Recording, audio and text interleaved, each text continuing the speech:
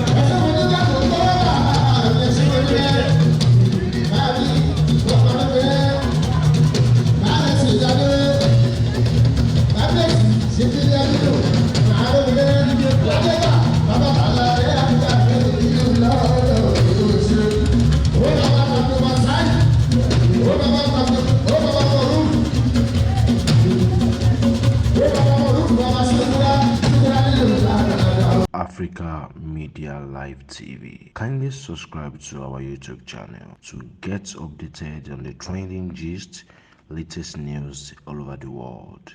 Like our page, subscribe, and share with friends. Thank you.